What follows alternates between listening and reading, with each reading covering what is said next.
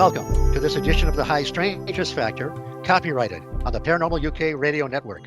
I'm your host, Steve Ward. For the past several weeks, we've been doing shows that have focused on one of the main topics on the High Strangeness Factor, and that is high strangeness areas. These shows have been primarily on southern Wisconsin in general, and specifically on Bray Road. Brandy and I, along with the Bucks County team, have discussed the phenomena and the implications of said areas. Tonight, the Bucks County team returns with two of the High Strangeness Factor's regular co-hosts and a very special guest that is no stranger to these mysterious areas and has been investigating them since before most of you were born. Most, that is. Okay. Brandy, welcome back. Hi, thanks so much for having me. Now, you and I have done this series of shows, and I won't recap everything, but we met the Bucks County gang down in Wisconsin, southern Wisconsin, in Bray Road, and we met Lee Hampel that had all that mysterious stuff happen on his property. So what I would want to recommend people do is, if they haven't already, go back and listen to several of the shows that prior to this, because they all kind of lead up. And while we may not be talking exclusively about Bray Road tonight, we will be talking to Stan Gordon, who has investigated these types of areas for a long time. And Zelia Edgar, welcome back to the High Strangeness Factor. Well, hey, Steve, thank you so much for having me on tonight. Really excited about this show. And this is kind of a landmark for us, because you, Brandy, and I all met each other through the Van Meter Visitor Festival. So we are sort of the Van Meter irregulars, whatever that means. And it's very nice to have the three of us on all at one time on the show. So, but very briefly, before we introduce Bucks County and Stan Gordon, tell us, you've got a new book that's coming out. Please tell us a little bit about that.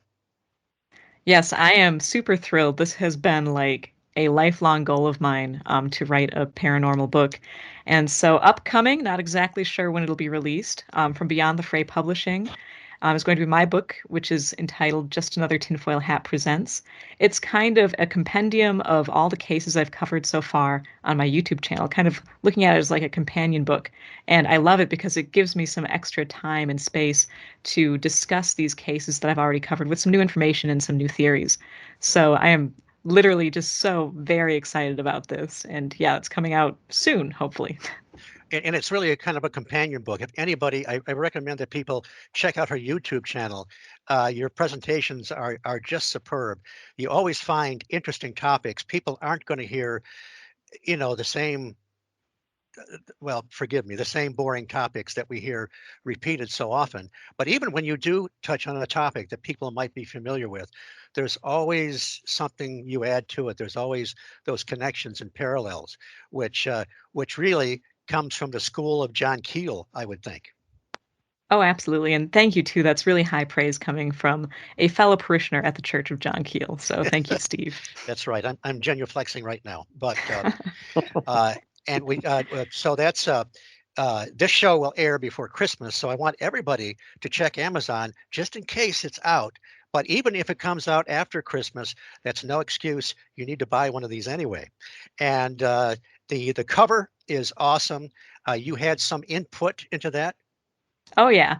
I've asked for something kind of retro with an almost comic book type vibe. And let me just say they absolutely nailed it. So I couldn't be happier. And let's mention who's responsible for these phenomenal illustrations. I mean, they're two-dimensional drawings, but this individual has created these drawings that kind of have life. They have kind of a fluidity to them. And may we reveal who this person is? Yes. So on the interior illustrations, I will say first of all that I am thrilled with how they turned out. They captured the essence of, I had 5 cases illustrated, and I couldn't be happier with how they look. And yes, the individual responsible for those is none other than my youngest sister, Chloe Edgar. So I'm very proud of her. She did a fantastic job. So she'll kill me if she ever hears me saying her name, for all the world to hear. But I'm very, very proud of her. Well, she probably doesn't listen to the show, so I think we're safe. Okay. Sometimes.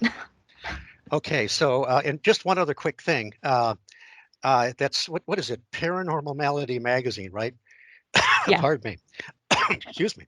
I was just interviewed for that today by Nick, and I'm not gonna pronounce his last name because I'll destroy it, I think. But the reason he contacted me was because he's writing an article for this online magazine, which actually in January it's going to come out. It might be the first actually print version of it, but he was looking for uh, uh, people, disciples of John Keel. And so he's going to be interviewing Zelia also. So I think it'll be really cool if we both end up in the same magazine. Oh, no kidding. To share an article with you is just, I mean, that's high praise in and of itself, Well, Steve. I So, I, I recommended, he put Morgan Lee Knudsen, her image on the last issue.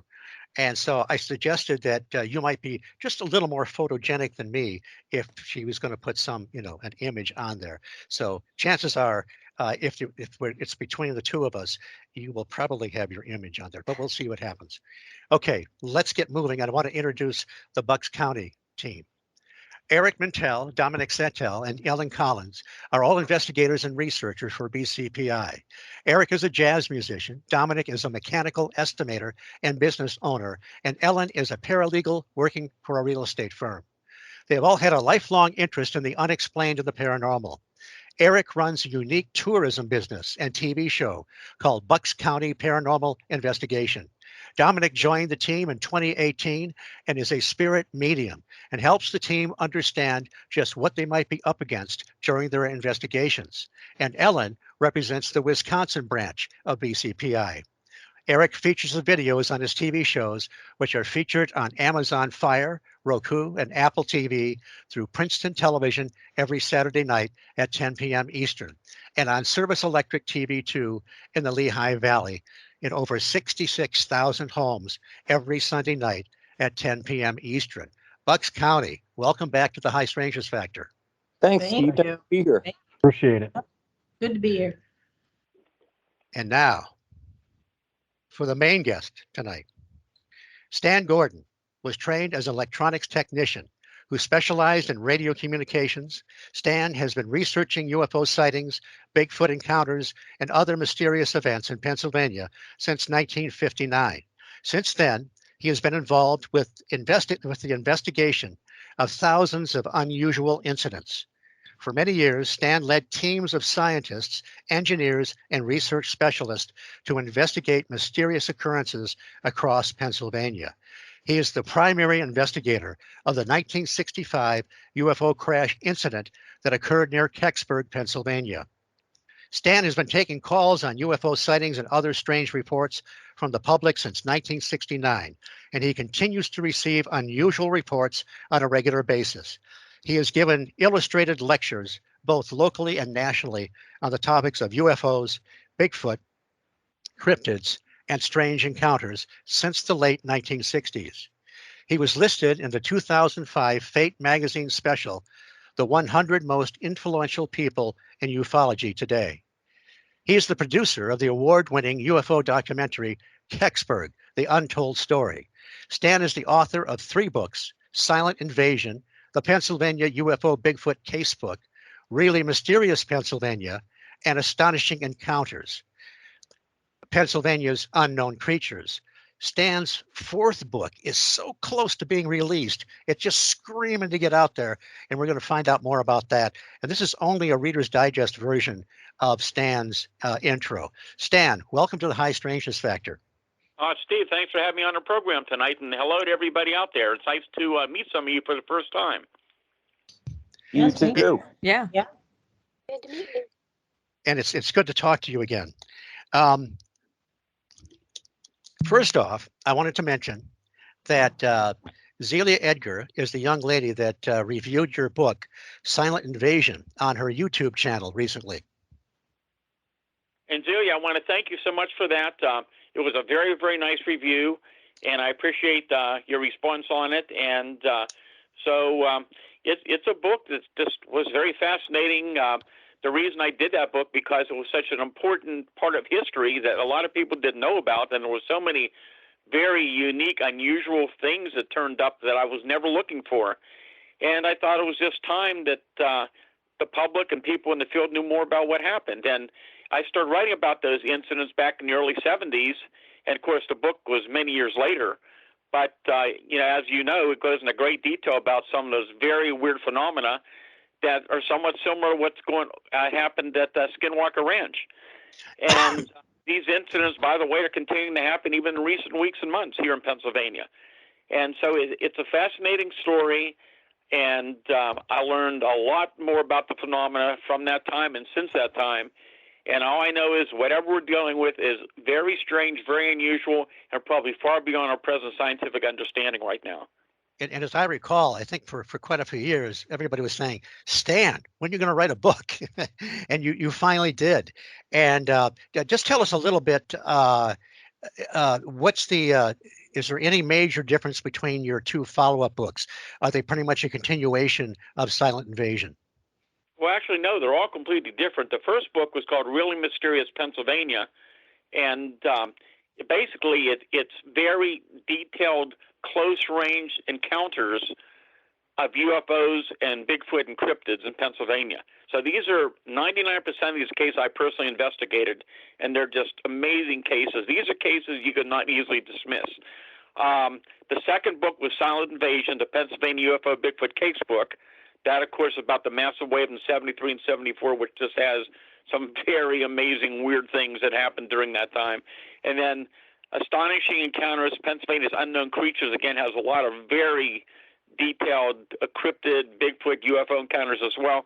And the book I'm working on now, and it looks like now we're going to probably be going for we believe it'll be very early January of 2022. We're very, very close to getting it finished. It's going to be called Creepy Cryptids and Strange UFO Encounters of Pennsylvania.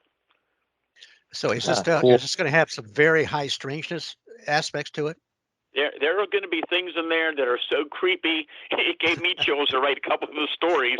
And it's just going to show more and more that there's a lot of really weird things going out there we cannot easily dismiss. We don't understand it. It is so bizarre. And in most cases, if people didn't experience it themselves, it's very hard for people to understand and believe. And I can tell you, dealing with witnesses on a continuous basis, so many of these people, and they're credible people from all types of backgrounds, including many professionals, they would never have believed it until they saw it or experienced it themselves. Sounds like Zelia is going to have some more YouTube videos you can put out. Yeah, I am so looking forward to that. That is awesome. I have to, before we go, and I'm going to want you to tell some of your stories, and we'll find out how you got. A lot of people don't, a lot of people know you and know the story, but some don't know how you got started. But first, I got to ask you, how did you get hooked up with these Bucks County guys? I'm trying to remember, Eric. I know we've communicated for quite a while by email and telephone. Oh yeah. Well, never met yet in person. No, we haven't met in person yet, but we did an interview together back in, I want to say 2018, or maybe it's 2019, and we had a great show on Bigfoot and and we talked about the books, Silent Invasion, and then we were put together through Bill Burns too.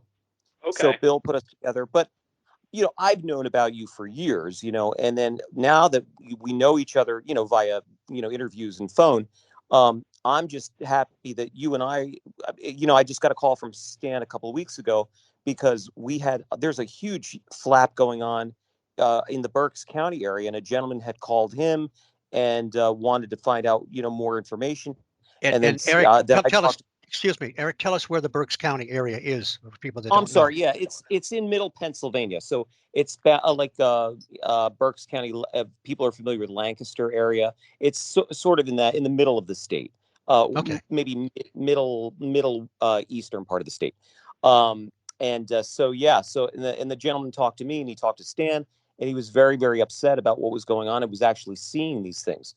So then right after that, Stan had said, have you been getting a lot of reports out there? And I had initially said no, but then literally like a couple of days later, then I started getting phone calls, and it was amazing. And people were sending video, and Stan, I think I sent you some of the pictures and the video as well.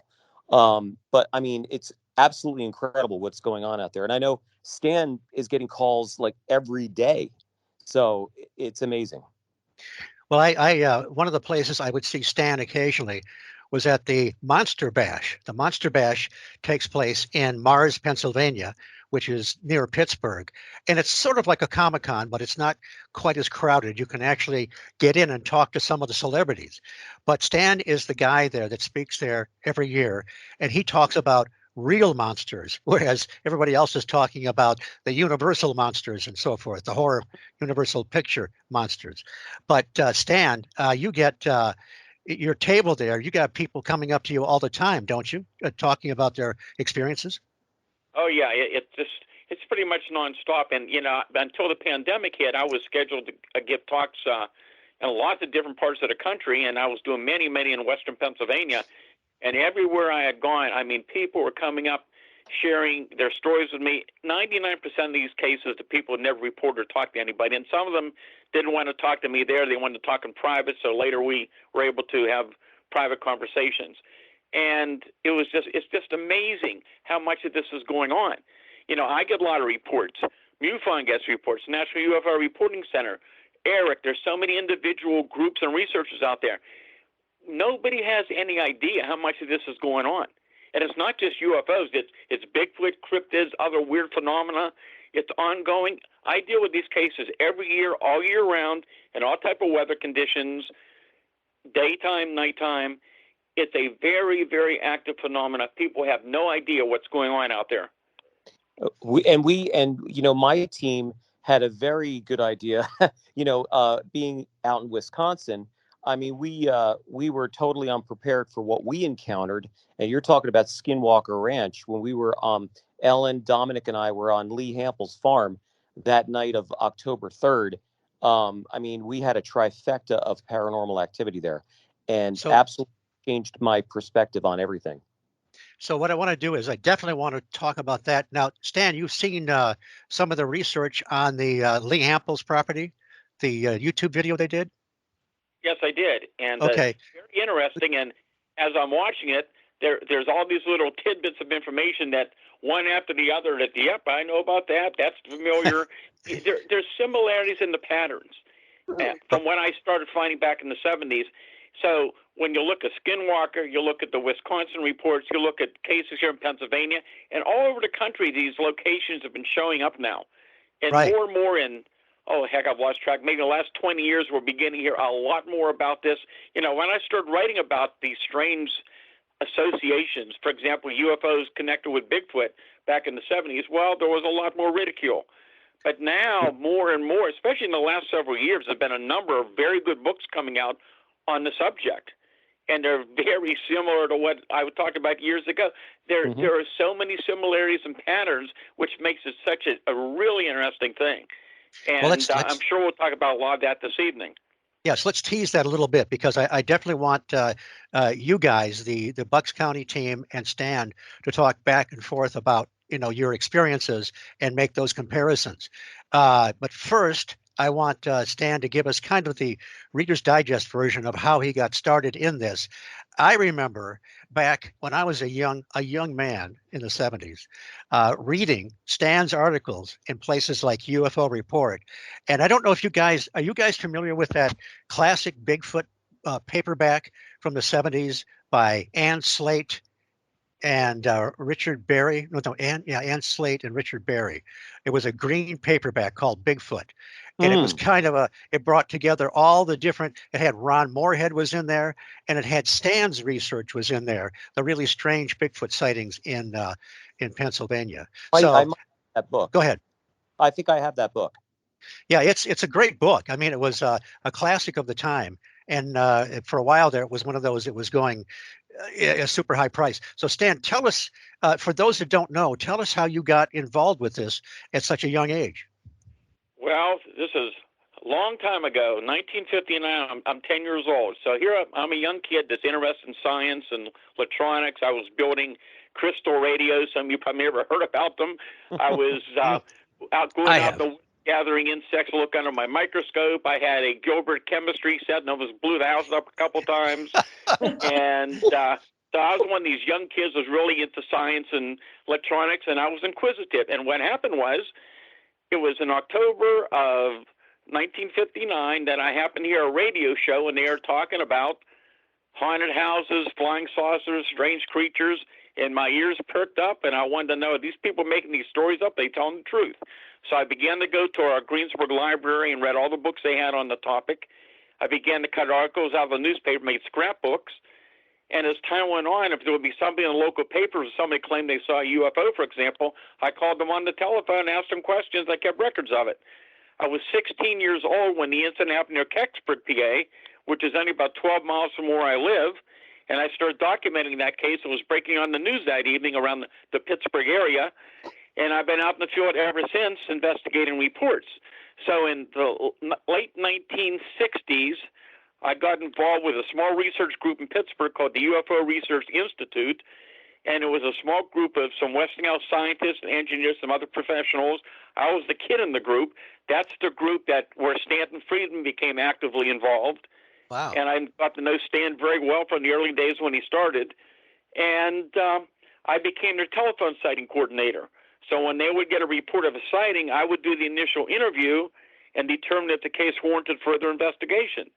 So I stayed with them until they closed down their operation, and I set up a hotline for the public in 1969 for people to report UFO sightings. Well, as people started hearing about the hotline, the telephone on my home's ringing off the hook day and night.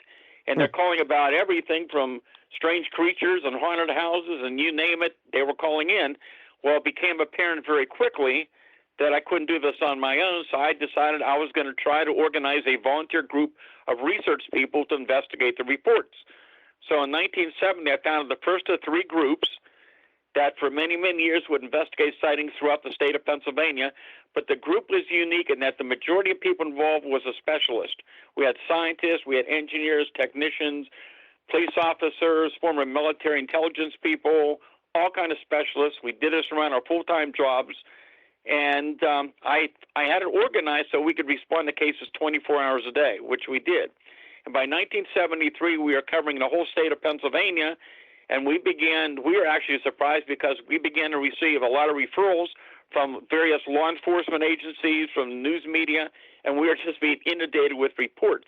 And it was very lucky that we were established because that's when 1973 came around, and first we had that biggest UFO outbreak ever recorded, and then we had that massive Bigfoot wave in the summer of 73 that continued on to 74, and that's when a lot of really weird things showed up.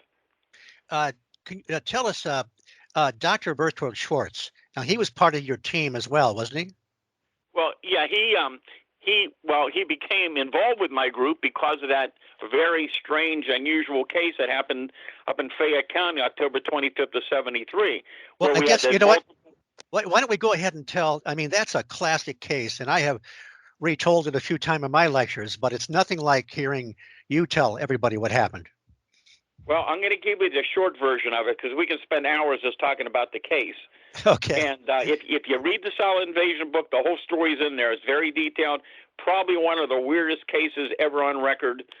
You know, when I got involved in these incidents in 73, I had been aware of the Bigfoot legend here in Pennsylvania going back to the Native Americans. There were many newspaper accounts, from the 1800s that talked about the wild man of the woods, the wild man of the forest. They didn't call it Bigfoot back in those days.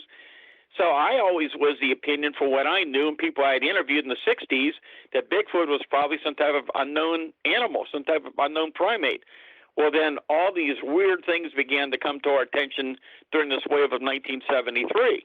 And you got to remember then, the public didn't have the communication like it did today. So quite often, they would initially call a newspaper or the police department because they didn't know who else to call.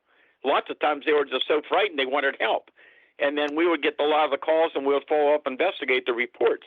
But as these cases are coming to our attention and my teams are out there, some weird things start showing up.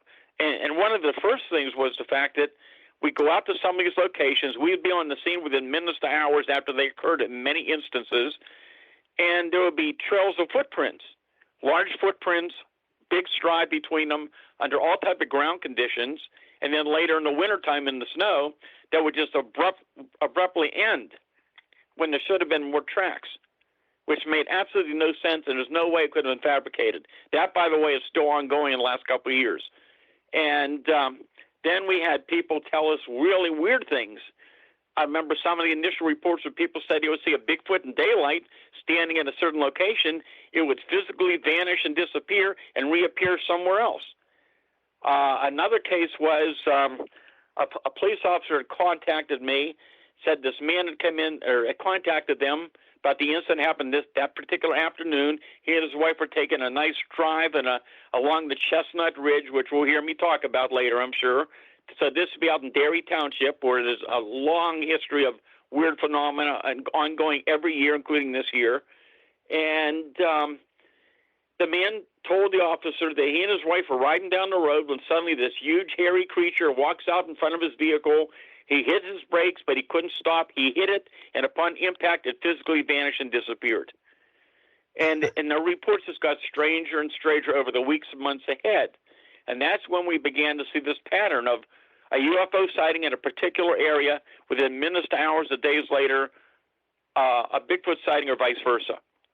And then we had those amazing cases, like the famous case you wanted to talk about in '73 in October up in Fayette County. So that case, it was October 25th, 1973. I get a call from a state trooper from Uniontown Barracks about 10:30.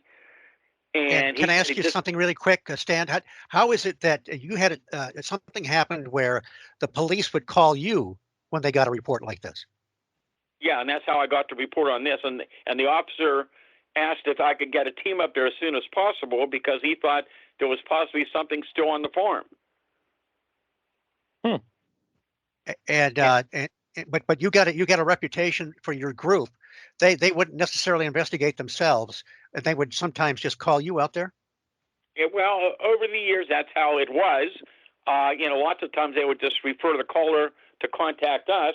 But during that wave of '73, there were investigations being done by the municipal police and state police at different areas. Okay. I mean, this started in Southwest PA, but then the reports expanded across the state.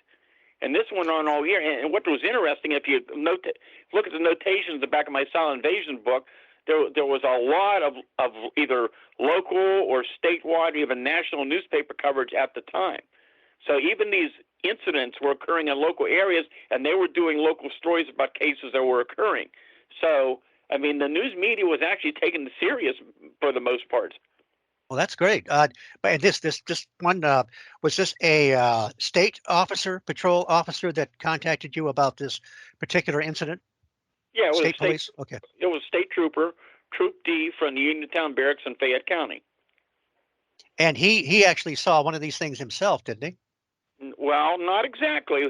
Here's what happened. Tell the story. Okay. He had investigated the report. So what I found, he asked me if we can get a team up there as soon as possible.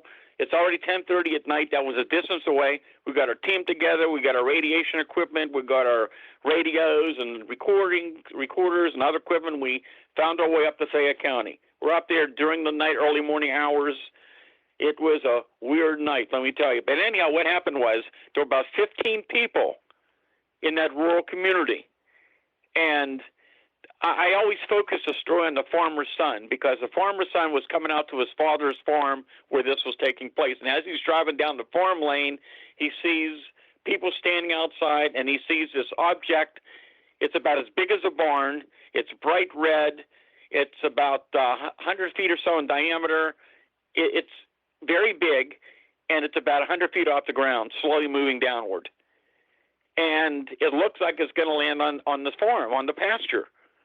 So he goes up to a better location, get a better look, and there was two young boys up there, and they're watching this thing, and it looks like it's going to land on the farm. So they decide they want to go up and see what this thing is. So they stop over at his dad's farm, and he grabs a .30-06 and a handful of ammunition. And it wasn't until later, when he got up there, that he realized that what he actually had, there were 2 tracer bullets within the ammunition. So you just get that luminous trail that shows the trajectory when you fire those tracer bullets. So anyhow, as they're riding down the farm road towards the pasture, the dogs in the area are going crazy. They hear this high-pitched whining noise and these baby crying sounds. And it gets louder and louder as they're getting closer to the pasture. So they angle their truck with the headlights on so they can see their way up to the hill, to the pasture. And they look into the truck, and it looks like something's draining the power from the headlights. That they had never noticed that before. So they finally make their way up to the hill, and they get up to the top of the pasture, and they're all standing there because about 250 feet away, this object is now on the ground or right above it. So now it's not the complete sphere. It's like half a sphere. It's a big white dome, about 100 feet in diameter. It's illuminating the area and making that loud whining noise. And they're standing there because they can't believe what they're seeing, and they're trying to figure out what this thing is. But a short time later, their attention is drawn to a barbed wire fence about 75 feet away. Along the barbed wire fence, you got these two tall, hair-covered creatures, pretty much what people would describe as a Bigfoot. The one in front's about 8 feet tall. The one behind it's about 7 feet tall. They're moving kind of slow, and they're moving one behind the other. The arms are so long, they're hanging down almost to the ground. They're covered with long, dark, matted hair hanging off the body. They have no neck, and they have large, glowing, luminous green eyes. And they're making that whining, crying noise. And the one young boy sees them, he runs out of the field. He was terrified. The other boy yells to the older fellow, shoot him, shoot him. So the guy fires his first shot. He fires over their head. It's a tracer. He's just got that luminous trail. But when he fires the second tracer, the largest of the two creatures reaches out instead of grabbing that tracer and makes that loud, whining, crying sound. And the moment it does that, that huge object in the field vanishes and disappears. It doesn't take off. It just physically vanishes and it's gone. So most of the luminosity is gone, but the area around the bottom is still luminous. And the creatures turn around, start walking back along the barbed wire fence towards the woods. The guy is now firing live ammo from his 30-06 into them. He's been hunting for years and years. He had no doubt he hit them. There was an impact, but there was no indication there was any response from them or they were hurt in any way. So they run back to the truck. They go back to the farmhouse. They tell the family what happened. They take them to a neighbor and they call the state police. The trooper arrives about 45 minutes later. I'm here to investigate the report. And the witness just said, look, just forget about it. You can think I'm crazy. And the trooper said, look, we had a report of two similar creatures on a mountain the night before. I have to investigate the report. So they go up in the troop car, up in the patrol car, up in the field. They're looking for evidence. And the short part of the story is the trooper told me when he got to the scene, the area where the object was on the ground, it was self-luminescent and glowing, about 100 feet or more in diameter. He said he noticed the farm animals wouldn't go into the area. He said he shined his flashlight beam, but he could barely see it. And he said if I had a newspaper, I could have bent down and read the newspaper from the light coming off the glow. And when they went back to the barracks, I was told both the trooper and the witness were both taken to two separate rooms. They were separately interviewed. Then they called me to send up my team. And then it got a lot weirder during the night, a lot stranger. And I can just tell you, I had some very skeptical research people in my group. I mean, some hardcore scientists. And this was the case that convinced myself and some of my team members that wherever we're dealing with UFOs and Bigfoot phenomena, it's much stranger than we had ever anticipated. And then many even stranger reports, if you say that, happened in the weeks ahead. And that's when I began to become convinced that we're dealing with a phenomena that has a physical and a non-physical component to it. For lack of a better term, I think we're dealing with something interdimensional, and it is very complex. But the more I know about the phenomena, it may very well be that many of these different anomalies, from UFOs to the small spheres of light, and they're not always spherical, by the way, and remind me to tell you about a case that happened yesterday, and you've got various type of cryptids, Bigfoot, all kind of electromagnetic effects, paranormal phenomena that seem to occur, and at times they seem to focus on certain properties or families. But other people can be at the right place at the right time and experience an encounter themselves, but there's these reoccurring other events which are much more interesting. Now, you haven't Well, last time I talked to you, you hadn't really ever seen a UFO or a cryptid. And that's, believe it or not, after over 62 years, I still have not seen a UFO or Bigfoot. I've seen a lot of evidence out in the field over the years. I've interviewed thousands of witnesses, but I've never seen one. However, I believe I was very close to a Bigfoot, especially during that 73 wave, and on a farm in Derry Township where these things kept coming back. One night I remember we got a call that the thing had just been on their farm again, so my team member and I, we hurried back to the area in his Jeep. It was dark by the time we got there. It was way out in the sticks along the area of the Chestnut Ridge.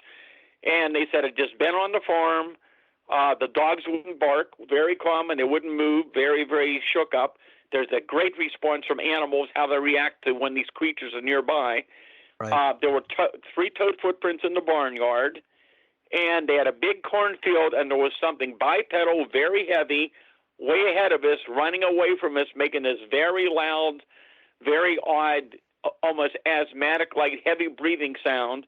And my friend and I, we chased it through the cornfield. I recorded the sounds. Whatever it was, we could never catch up to it. Huh. That's amazing, the cases you've been able to investigate. What I want to do is I'd like to turn this maybe over to Zelia for a couple of questions, if she would like, because she won't be able to be with us for too long. But Zelia, is there anything that you'd like to pursue at this time or ask Stan? Holy smokes. I guess the first question no problem. The first question I have, because I have been interested in the paranormal in all of its forms since I was really little. And, I've said this a million times on Steve's show. I started with a really separate look at things, that cryptids are undiscovered animals, ghosts are spirits, and that UFOs are extraterrestrials. And obviously, through the years, I've changed my tune quite a bit, and I tend to believe that everything does seem to be connected, or at least most of it seems to be connected, and possibly even from the same source.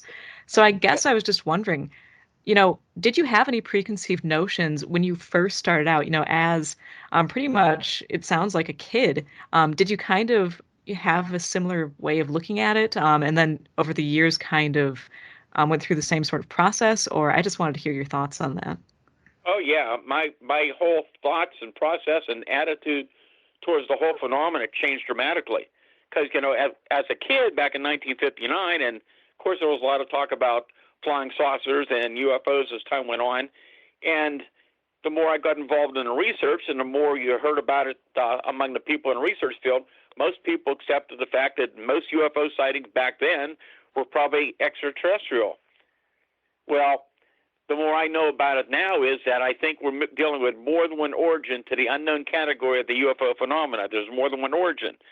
And with Bigfoot, the same thing. I thought Bigfoot was an unknown animal, and now I've seen a much more data that suggests we're dealing with something that's not a normal flesh and blood animal. It can be physical at times and leave evidence, and it's gone. But it goes further than that because I'm finding that there's some similarities and connection with other cryptids as well. Now, when I say cryptids, I'm not saying all these mystery animals are interdimensional. That's not true because there's a lot of unknown animals and creatures and insects and life forms that we're discovering year after year. That's a whole different category of cryptids. But some of the things I'm dealing with, the huge Thunderbird reports we get year after year in Pennsylvania, including some really amazing cases this year, which you can read some of them on my website now. The Black Panther phenomenon is another thing that I've dealt with for years and years. I have found some very interesting connections between that and some of the locations like the Skinwalker Ranch type locations and a connection with Bigfoot. And there's similarities with the cases I've had with Bigfoot physically appearing and disappearing. I have at least one really good case of a Black Panther doing actually materializing. I can tell you that story too, from a small cat into a regular full-size Black Panther with glowing yellow eyes. And there are so many cases now all over the country and around the world that other researchers are finding as well. Back in the 70s, I was in contact with a lot of the well-known names in the Bigfoot field. Most of them now are passed away. And a lot of them knew about what I was talking about, but they said they were afraid of talking about it. They didn't want to write about it because they were afraid to get laughed at by their fellow researchers. and a lot of witnesses didn't want to talk about it back then publicly, and that's the way it was. My position was, this is what I'm uncovering. I don't have the answers. It's too important not to disclose it, but I needed to share it, and hopefully it will encourage more investigators and more witnesses to come forward. And now, after so many, many years, we're beginning to see that happen. Can you tell us the Peter Herkos story? For those who don't know, Peter Herkos was a Dutch painter that fell off a ladder. He became he was a psychometrist, and he got to be very famous. He'd be on the Tonight Show and so forth. Seemed like he had a real ability. Do you know the incident I'm referring to, Stan? Yeah, I can barely remember it. My memory's still not too bad, but if I remember, it was either Saga or Argosy magazine back in the 70s. Let me just set it up real quick. It was Saga's UFO report. They had Peter Herkos. It was almost like a remote viewing experiment. They gave him certain envelopes with either photographs or some residue of different landing sites with UFOs, and he would give his impression. Well, Stan sent a photograph from that period of time with the strange Bigfoot and UFO reports. Do you know what I'm referring to now? Yeah, I sent him. Yeah. Okay. Cool. It was the 3-toed cast that I had made of a track, and I'll tell you exactly when it was. Let me see. July 31st, 1973 is when the incident happened. Let me tell you the story briefly so you'll understand. It was interesting. This is where really this whole outbreak of phenomena in 73 happened. I get a call from a relative who told me that their relative had this very weird experience on the evening of July 31st, 1973, but in a rural area, what was then the Green Gate Mall area. So there was a lot of population nearby, but a lot of woods in this area. Anyhow, the guy always got up early for work. So he always shaved early. It was a warm night, and he had the window open. He had the screen up, but the window open in the bathroom. He's shaving as normal. He began to smell this funny rotten odor. He said it smelled like rotten cucumber. Turned around, looked in the window, and here's these two huge glowing red eyes staring at him, but the window's 8 feet off the ground. So he ran into the room and started yelling, and some of the other members came out. They smelled the odor. Whatever was there was gone. So he ended up in the hospital. I mean, he got really upset over this, and he always believed it was connected to this case. He was in the hospital. I went out on August 7th to interview him when we got home that day, and he was still really shook up. And anyhow, I find out that several weeks before, a number of the local boys were taking a shortcut over to the mall through the wood and brush, and they heard this noise in the woods. They thought it was a deer. They began to throw some rocks in to scare out the deer, but instead this 7, 8 foot tall, hairy creature walks out across the road, goes up behind the house. So I was able to interview some of the boys, and I got permission to go up and look around on the property. Some of the kids followed me up there as well, and we're looking around for a while, and I'm up there for a while, but the ground conditions were not very good. And then as I'm ready to leave, I happened to look down, and there was a partial footprint and one complete, most amazing track I had ever seen. It was 13 inches long, 8 inches wide, and clearly 3-toed. So I got on the radio. One of my associates came out. We took photographs, measurements, made a cast. So it was a copy of that cast. I may have sent it to B.N. Slate. I can't remember how he ended up getting it. I may have sent it to B.N. Slate. Okay. And anyhow, he didn't know what was in the box. And then he came up with his interpretation, which was very interesting. Yes. And he got all electrified. And I know that I think he saw the image of a Bigfoot. But tell us what he said afterwards. Be honest, I don't remember exactly, but I think he said it was some kind of creature that was not from this dimension. I think he said. Right. I don't remember exactly, but I know something along that line. I remember it because it was so weird, and I found the article recently. I think I sent a copy to Zelia, but he says this thing it had the impression it was evaporating or it was dissipating somehow, and then he this was a blind target. So then they open it up and they see a 3-toed footprint. I think he was implying perhaps. I don't know if it had more toes or not. I don't know if that's even possible, but he had the impression that this had an existence, but then it was evaporating or dissipating or disappearing, whatever you want to call it. And that was really bizarre. And he was, for what it's worth, he was very accurate with a lot of his sensitivity. That's it. And now, after so many years investigating Bigfoot, all kind of cryptid reports. And now I'm talking about the cryptids I'm talking about are some of the weird things I investigate. The winged entities here in Pennsylvania. In more recent years, we're having a number of reports of these very tall, very skinny, hairless humanoid creatures have been showing up in different areas. Wow. Other weird things going on, floating entities, all kind of things. But especially with the Bigfoot cases, in some cases they look physically solid. In some cases, some parts of the body are misty or foggy, or you can see through them. Sometimes they just suddenly appear and disappear. Witnesses telling us they see this thing suddenly appear out of nowhere, walks in front of the car, and it's gone. These are the kind of things we're hearing more and more. And then the other thing is really interesting. I'm sure your guests, we need to give them a chance to talk too, about some of their experiences. I've been dealing with what I call mini UFOs since the 1960s. And now you're hearing more and more about the small spheres of light, the balls of light, but they're not always spherical. Most of the time they are. But now we're seeing that association with the Bigfoot reports. So around the country and in Pennsylvania now for a number of years, we're getting more reports from Bigfoot researchers in areas that have a history of Bigfoot sightings, that they're seeing these strange balls of light or other type of light luminous phenomena that are coming close to them. They're low in the trees, low to the ground. And I can tell you a lot about these mini UFO reports. They're just amazing. Let me just hold you there for just a second, Stan. Unfortunately, Zelia Edgar has to leave us. Zelia, any quick last questions or any parting comments before you go?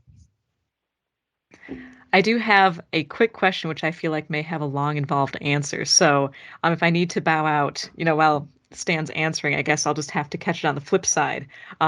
But first of all, too, I'd like to say this has been phenomenal.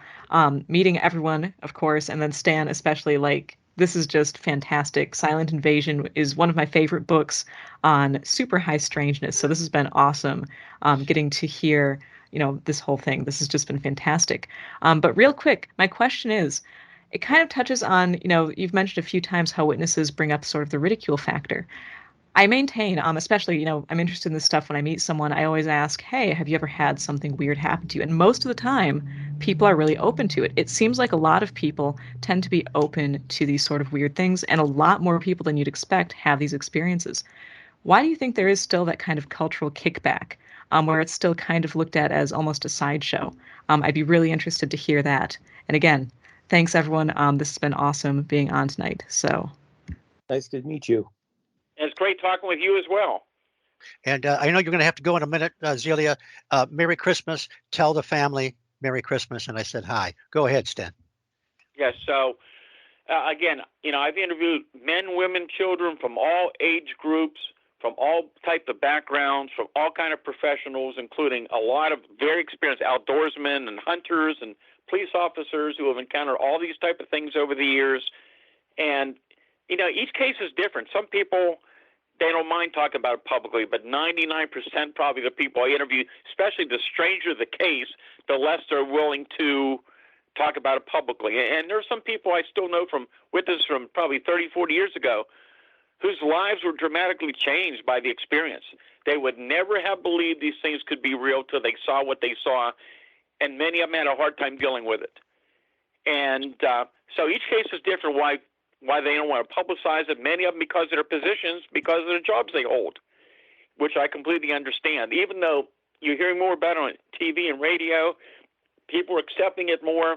Well, to the witnesses and the fact that they talk to friends and neighbors and people and shared these stories, and a lot of people laughed at them, they just realize that they have their own reasons why they don't want to go public. But I think also what was brought up in the question is that there's a lot of people that have seen that experience as well. Here's what I started finding years and years ago, and this is constantly coming to my attention. This came to my attention in recent days again with another witness. Witnesses can be at the right place at the right time and just have that sporadic Bigfoot sighting or UFO sighting, and that's it.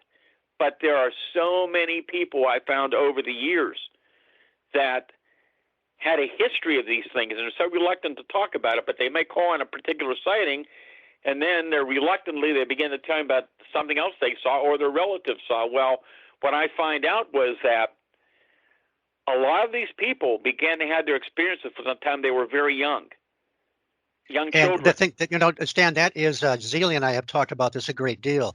John Keel had his catchphrase, ask the contactee or the experiencer what they had for breakfast. And what he meant was find out all about that individual. And when you did, you find out that, like you're just saying right now, they would have a whole series of repeat experiences.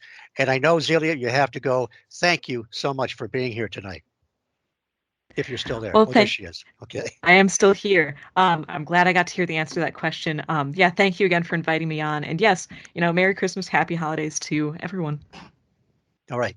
We'll Right, talk good soon. night. Yeah, you too.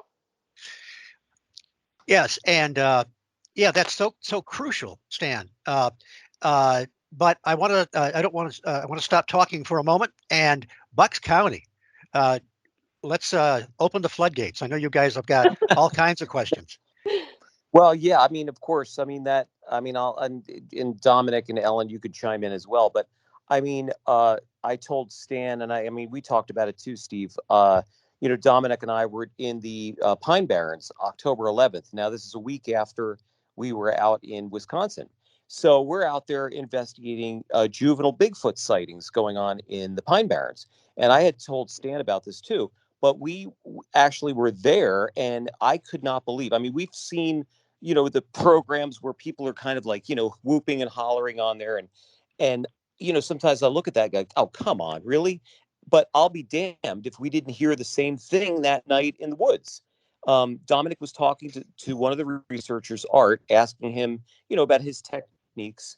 And I heard it in the background. And so did Eric, the other, the Bigfoot researcher as well, Eric Spinner. And it was amazing. And then Eric's wife, Heather, was vocalizing back to it. So she was doing her whoop, and it would come back with the same thing, not once, but like 3 or 4 times. So something was there, and then there was something rustling around in the woods behind us. But again, we heard it, we didn't see it. That's the main thing here. And like Stan just said, we're kind of dealing with, and this is what we thought, even being out in Wisconsin, we're dealing with some kind of a portal, interdimensional situation there. Just because of the activity that we experienced. And Stan, I'll tell you, you've got to come out with us on an investigation. You will definitely see a UFO or a Bigfoot, I'm sure. Because Dominic, That's possible. Oh yeah, definitely. But so he has to spend some time with Lee Hampel seeing these man. incredible photographs. I'm going to quote Eric again on your YouTube video. You're talking to Lee, and you said, "Lee, you've just blown us away." And that was totally genuine too, because we were blown away by all of that. Brandy and I felt the same thing. I mean, we couldn't stop talking about it. I mean, the lights, Stan was just talking about orbs. I mean, he's got orbs in the field. Even when we were in the Pine Barrens, right, Dom? The guy, Art was saying they're getting this phenomenon now, because Dominic said, do you guys see any lights in the woods? Do you ever see any UFOs or anything like that? And, the subject of the UFO Bigfoot came up. Well, I was surprised that Art, who was, he's a Bigfoot researcher, but, we're in the Pine Barrens. And of course, people are, we're talking about the Jersey Devil. So I was surprised that Art was of the same thinking that we were, that people, and we didn't want to piss any New Jerseyites off, but I mean, the people are, he's of the same thinking we are, that the Jersey Devil is really a Bigfoot that's being misidentified. And that's what's going on out there, because people are seeing these creatures go into neighborhoods. They're bringing the garbage from the neighborhood back out to the woods. They're crossing the roads, all the time. And, like Stan said earlier, like you hear about these reports, but you're not going to hear them in the mainstream media, but they're out there, they're going on all the time. So it's fascinating. Before we continue, Brandy, you must be just bursting at the seams. I can just see Brandy jumping up and down. Well, not really. She's a very chilled out lady. But Brandy, did you want to get any questions in here? Well, I just kind of wanted to point out, kind of along the lines of what Eric was saying, that a lot of the phenomena that Stan was mentioning in his reports, the tracks that led nowhere, that just suddenly disappeared, the various odor, the orbs, the mist, like all of that was happening, in Wisconsin, like at that high strangeness area. So, it seems like this kind of stuff just goes along with these areas. Right. Stan, tell us some of the, when you were watching their video and their investigation and talk to them, what are some of the things that clicked that you have found yourself in your investigations? Like Brandy just mentioned and you mentioned the footprints, sometimes starting nowhere or ending nowhere. Yeah, that's common. And again, I wish I had time to review. I've had so many reports coming in since I talked to Eric about that video, which was very good, by the way. And I've seen so many different ones. I can't remember exactly, but I remember they were talking about the sounds. I think there were wood knocks. Mm-hmm. I know about the small balls of light. I know there were a number of different things that they brought up that were very, very common to a lot of the reports I looked into. By the way, when I was investigating in the heyday, I'd say the 70s was the heyday in this area for Bigfoot sightings, even though reports go on every single year since then around the state. And but we never heard about wood knocks back in those days. That's something you just never heard about for whatever reason. That's more of a more recent phenomena, and I find it intriguing. And, just like you talk about the smells, a lot of people claim they smell Bigfoot, or they have this terrible rotten odor when Bigfoot's in the area, but in so many cases, there is no smell. My theory is, and again, it's only a theory, because we don't understand the science behind it, but I feel that the odor is somehow associated with the process of how these creatures, objects, whatever, how they come in and out of reality, how they come from wherever they come into our reality. They're here for a short time and then they're gone. Mm-hmm. Stand by for just a second. I want to do my intermission. You are listening to The High Strangeness Factor, copyrighted on the Paranormal UK Radio Network. Brandy and I, along with the Bucks County team, are talking to Stan Gordon about his lifelong investigations into the unknown. Before I ask my next question, Ellen, you've been very quiet, and I know you're bursting with questions. Well, See, you can hear her bursting right now. I am. I'm bursting, and I'm fascinated by the issue with the electronic disturbances and people having sightings of Bigfoot. So, what is your experience with that? Well, again, and I be honest with you, I think we talked about this earlier with the power failures with Bigfoot. Is that what we're talking about earlier tonight? Yeah, I think so. Okay, because I've been doing so many shows, I can't remember when I was mentioning the similarities. But anyhow, it's not just that. Something I've been finding in more and more cases over many years, and this is going back to digital cameras before we had the phone cameras, and also with other type of equipment. But there's been a long history of people attempting to take pictures with either digital or now the iPhone cameras or cell phone cameras of UFOs, in some cases even cryptids, and the cameras will be function normally until they try to take that picture, and then the camera will malfunction. But I'm also finding cases now, which are interesting, that where people, after the cryptid sighting, went over to where it happened and there was some type of physical trace on the ground or a track or something, and the camera would still malfunction when they tried to take a picture of the physical evidence. But when they got back home, the camera was working perfectly well. And so we're hearing these things with game cams. We're hearing electromagnetic effects. We're hearing breakdowns where they shouldn't be occurring. And again, there's a lot of people in the ghost field, in the paranormal field, who have talked to me about, and I happen to be in the right place at the right time years ago down around outside of Gettysburg when I was down there speaking for an event, and I didn't know that these folks are going to be taking us to this private mansion. I guess it was not open to the public. It had a history of hauntings, and about 6 of them had the old the big, large camcorders. I didn't have any equipment with me because I didn't know I was going out. And they were in there, and a couple of them had the nice little side, the LCD monitors on their camcorder, and I'm watching these little spheres moving around, and some of them had the the laser thermometers, and you could see the different temperatures where they were very cold in the areas, I believe, where they were seeing these little orbs moving around, and they were videotaping them. And I'm walking around these different investigators that all have different camcorders. Within minutes, I think all 6 camcorders, all their batteries died. Oh, wow. And that was really intriguing. And I had wished I talked to some of my colleagues at home. We wish they had those batteries that they could be tested to see what caused that to happen. Yeah. What I found years ago is that the pattern was many low-level, close-range UFO sightings and many encounters with Bigfoot and other cryptids often occur in the vicinity of high-energy sources. So you have many sightings around the high-tension power lines, power plants, radio communication towers, railroad tracks, bodies of water, energy sources.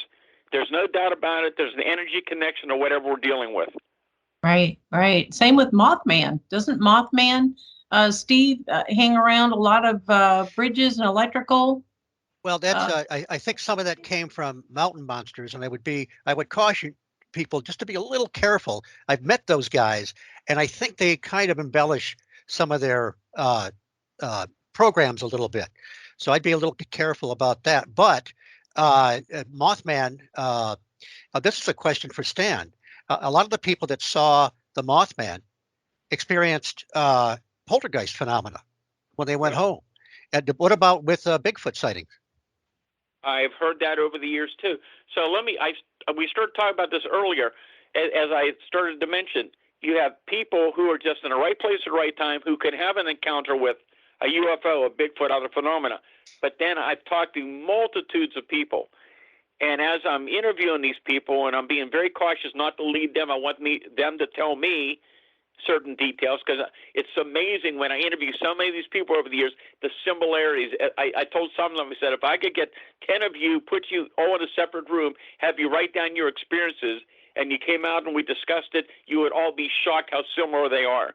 And so what I found out was that a lot of these people, when they were very young, some of them had missing time experiences, some of them had apparitions in their home, they had poltergeist activity in their home.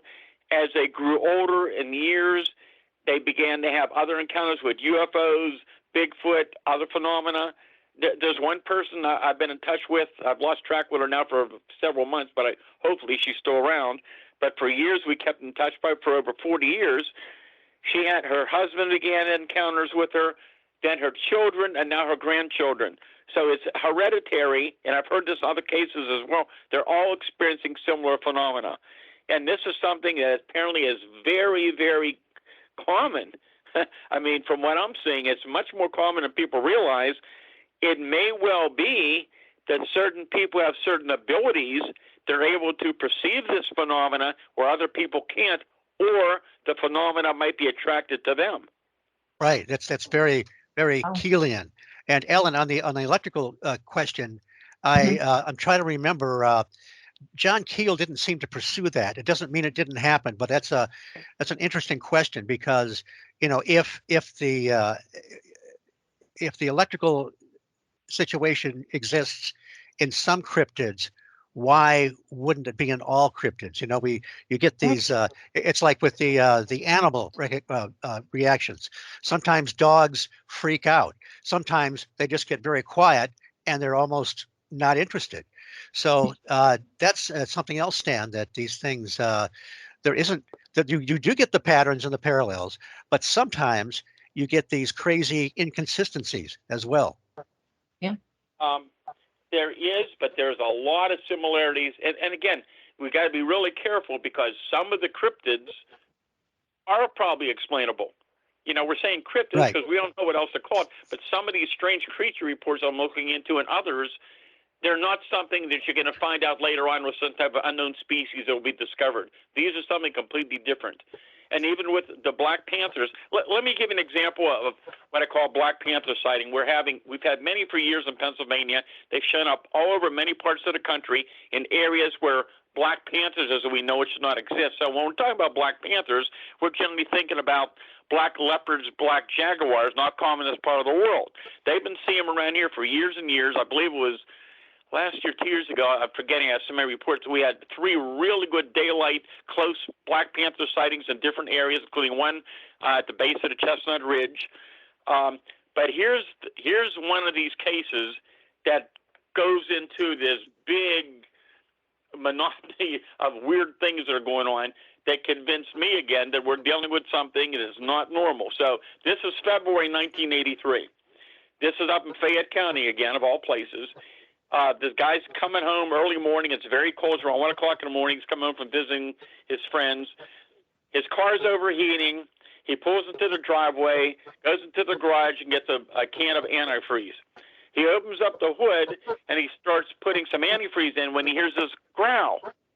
So he turns around, and there's this big, large black house cat about 20 feet away just standing there looking at him, growling at him.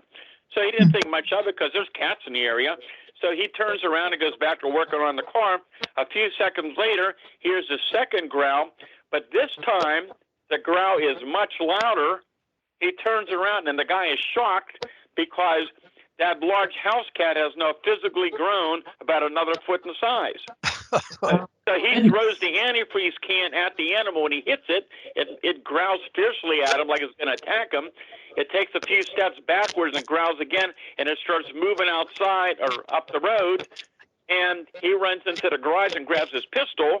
He comes back out, and this thing's walking up the road. But now it has physically grown to the size of an animal, he said, like a panther you would see in the zoo, with a long tail and has luminous glowing yellow eyes. He takes a shot at it. He wasn't sure if he hit it, but it turns, and all of a sudden it vanishes and disappears. Wow. That sounds like one of the incidents on the Skinwalker Ranch. This thing that looked, it was like a hodgepodge of 3 different animals, including a hyena, and it was attacking the livestock. They're biting at their feet, and just tormenting them. And Sherman went after it with a gun, and it ran up a rise and vanished.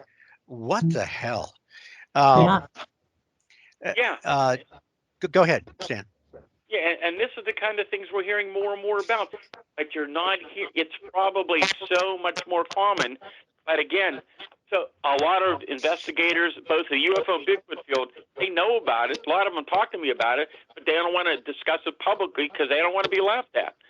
But it's getting out there more and more. It is so bizarre. I don't think anybody, including the government, knows what's going on. I mean, if you've been watching all the news about, the government investigations now, apparently there was some government interest in the Skinwalker Ranch and the phenomena there, and I think you'll be hearing more about that. I think they've known for a long time. I mean, there were indications the government was interested in my investigations back in '73 with all the stuff that was going on. And it's very, very weird stuff. And as strange as it sounds, and again, I'm not the only one who've heard this. I've heard reports of creatures changing into other type of creatures. We've heard reports of these balls of light that change into other type of life forms. Yep. I've had cases of tracks again. I've had people tell me they followed footprints that physically change into a different type of footprint.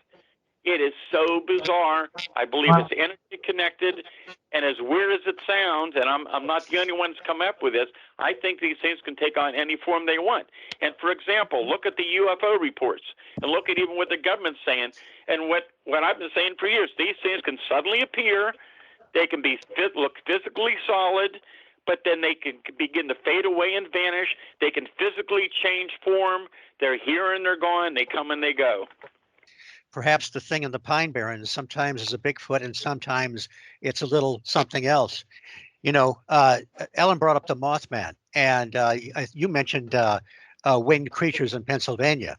Were there any that were close? I mean, the Mothman was almost unique. There's only one other sighting I can think of in Kent, England, 3 years before that was similar. And a lot of these other winged creatures are quite different. What about the variety of winged creatures in Pennsylvania? Well, there's been a lot of thunderbird sightings over the years of these huge overgrown, almost like huge overgrown turkey vultures. But then you've got these other reports of these things like huge featherless giant bats. And then I have witnesses I've interviewed, very, very credible witnesses, who swear they saw something prehistoric like a pterodactyl or a teratorn. And then of course, we had that famous case up in Butler County back in 2011 of the very tall, 8-foot tall creature that walked out in front of the road. They call it the Butler Gargoyle now, and there's supposedly been other sightings of it in more recent years. But, I talked to you a little bit about it, and I'm going from memory here among thousands of other reports, but I had heard rumors during the time of the Mothman sightings in '66, rumors around the Pittsburgh area, Allegheny County, that something similar was being seen around there, but you could never track it down. And many, many years later, I tracked down a witness who was involved in it, and apparently there was something very much like a Mothman being seen in the greater Pittsburgh area. Very, very intriguing case. Allegedly, the Air Force got involved in it. I have no way to prove that. But I talked to a witness about it, and actually, I believe that story's in my Astonishing Encounters book. But in my new book coming out, I have a second case now. It happened around the same time, within miles of the other one. So this also would have been, I believe, in '66, and I believe the one case would have been, I think, prior, a little bit before the West Virginia reports, and it's an astonishing, almost firsthand account of these people, of this person sharing me, his best friend, who was out on a date with his girlfriend and came to his house that night in shock. Very weird story of, apparently they were in this Lover's Lane type area when this weird thing happened to them, and it'll be a really interesting story coming out. Dominic, I was always intrigued by you being a sensitive, and you got very different vibes from Lee Hampel's property, and even in the deep dark pine barrens. I wonder, maybe Stan would have some ideas about that. I just was curious as to there could be a lot of factors, but I've always wondered why it is that you had such a different reaction, to one to the other. You talking to Stan? That's a really Dominic. Is that to me? Yes. The difference. Go ahead. Well, like I had said before, when I was in the Pine Barrens, it felt safer than we were out at Lee's farm. Definitely felt like we were in more danger. And you're out in the middle of the woods, in the middle of nowhere, right? You felt safer. Than right there in civilization, right off Bray Road. Yeah, exactly. But yeah, just the feeling and just being out there at Lee's farm, it's definitely something entirely different. And when they said it changes at night, it definitely changes at night.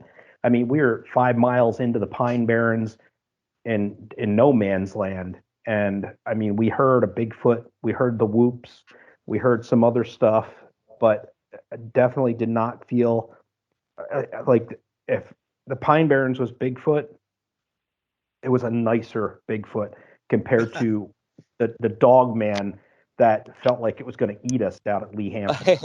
Well, that's what it was. I was emulating meat because the Beast of Dominic's Hotel emulating meat. Yeah. So he didn't eat that whole day. Different. Smelled like steak. Well, let me just throw this out. I had meat sweat. Yes. Do you have any, and this is for everybody too, but Ellen, do you have any sense? It seems to me that there's quite a distinction between Bigfoot sightings and the Dogman sightings. Right. Did you have any feeling about that with your research? It's true that the Dogman was more, I guess, popular, more famous back in France and in Europe back in the 15 and 1700 century. And in fact, they had in England, there was a Dogman that regularly just walk the streets in the middle of the night. And of course, nobody else would because they knew it was there.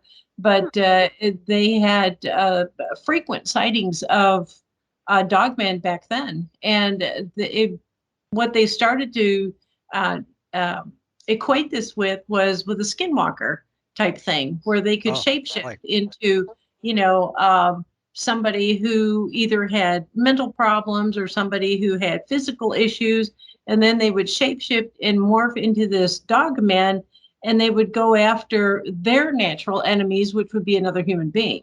So there were quite a few killings back in France and in England back in the 15th, 17th centuries. And so they believed that it came over on a boat, morphed into a human being, and then landed in the United States somewhere and just started to propagate, just started to,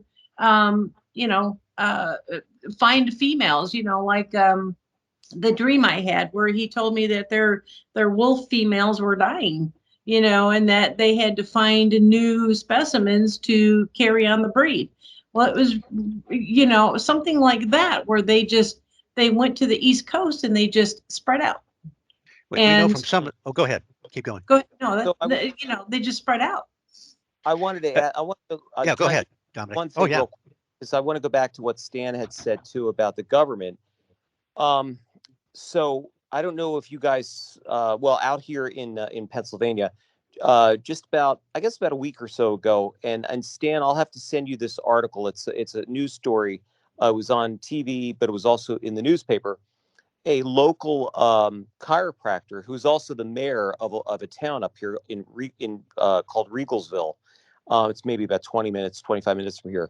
In 1984, had a Bigfoot encounter in Milford, Pennsylvania, which is, on the east. It's about north of here, probably about an hour or so.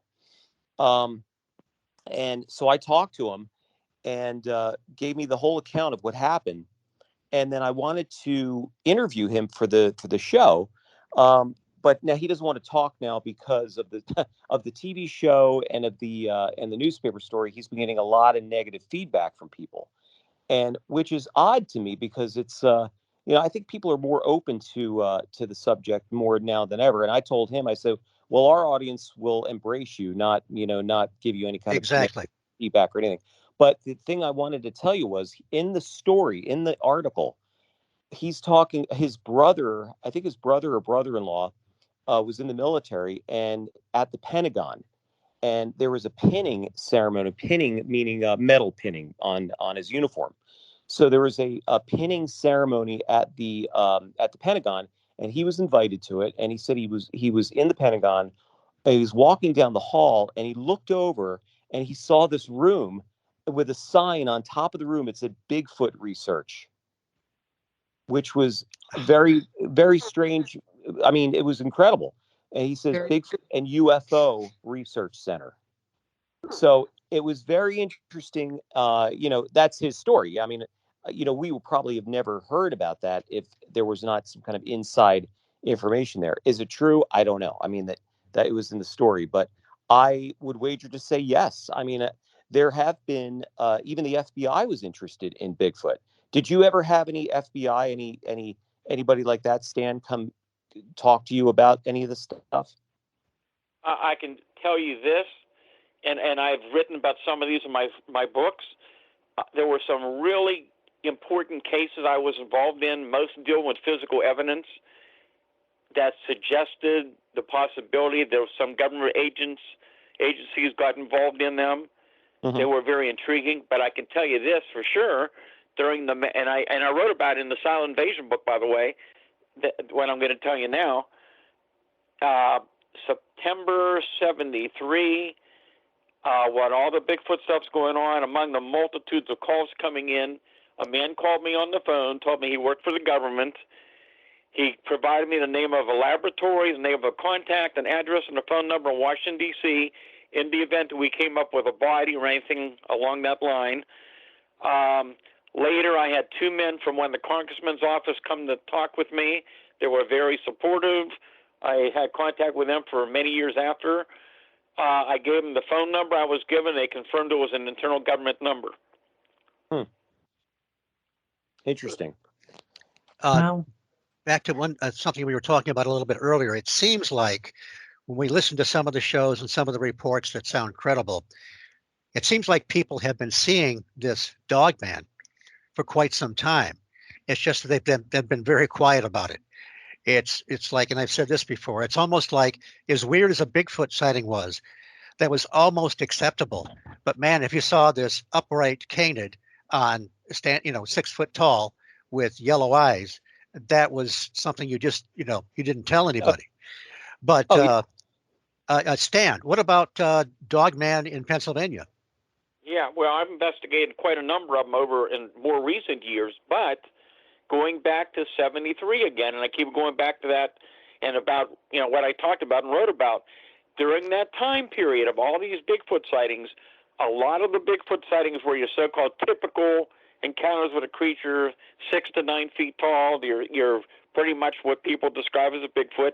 There were some smaller ones around 4 to 5 feet tall being reported, but there was also some variations. So one was kind of a taller, skinnier creature. One was a smaller, more muscular creature. And then we have those reports where people were extremely close.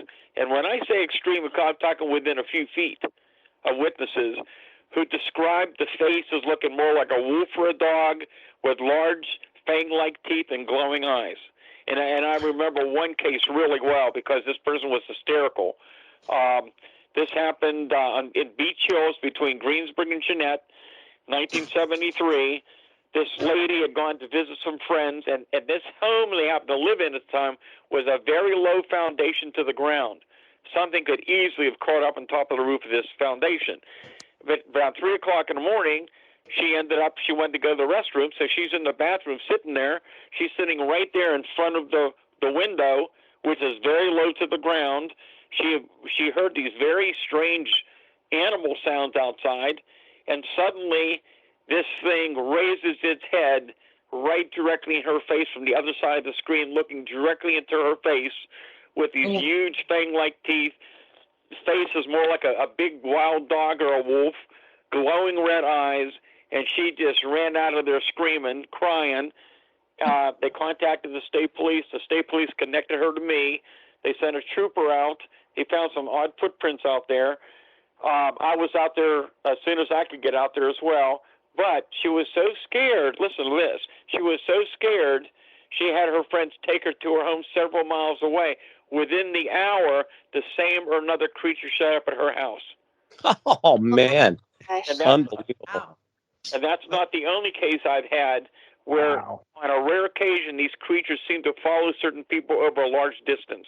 Well, I was going to say that's a real phenomenon right there. I mean, I always say that there are, even with this in the spirit world, there's people that are connected to that see ghosts a lot, or there are those people there's another phenomenon there. Like there's some kind of connection, and like going back to what John Keel had said, go to that witness and find out everything about them. That's really really interesting. Yeah. One thing I have to mention here, and we'll get back to the discussion. I saw Stan a few years ago at one of the MUFON symposiums in the Pittsburgh area.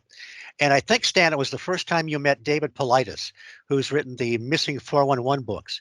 And you guys were sitting right next to each other, your tables.